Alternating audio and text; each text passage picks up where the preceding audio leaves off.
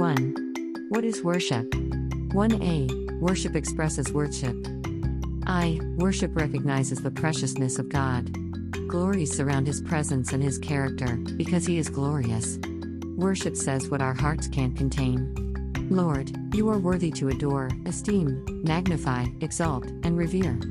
Receive all glory and honor and blessing. Our saying it does not make it so. We say it because it is so. B. Worship means to throw kisses toward. Jesus said that people who throw kisses to God are the kind of worshippers God seeks. The Greek word worship in John 4:23-24 is proskuneo, to throw a kiss toward someone in token of respect or homage, to adore, to show respect, or to kneel or fall prostrate before in reverence. In that day the person of inferior rank fell to his knees and touched his forehead to the ground, throwing kisses toward the person who was higher. C. Worship is personal loving relationship. Worship begins with God is. Worship freely and intimately expresses a loving relationship with Him. David said, I love You, O Lord, my strength. Psalm 18:1. Worship is the essence and simplicity of true love and mutual adoration.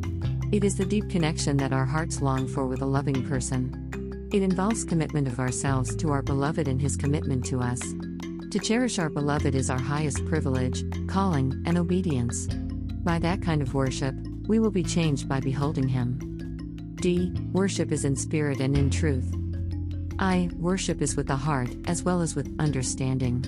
Jesus said, true worshippers will worship the Father in spirit and truth, for they are the kind of worshippers the Father seeks. God is spirit, and His worshippers must worship in spirit and in truth. John 4:23-24. The Message says, your worship must engage your spirit in the pursuit of truth. That's the kind of people the Father is out looking for, those who are simply and honestly themselves before Him in their worship. God is sheer being itself spirit. Those who worship Him must do it out of their very being, their spirits, their true selves, in adoration. E. Worship is the response of deep calling unto deep. Worship is the place where spirit calls to spirit, where deep calls unto deep. The psalmist said that he panted for God as a matter of life and death, as a running deer pants for water. My soul thirsts for God, for the living God. By day the Lord directs His love, at night His song is with me a prayer to the God of my life. Psalm 42:1-2,8. Music speaks the language of the Spirit, but worship need not be musical.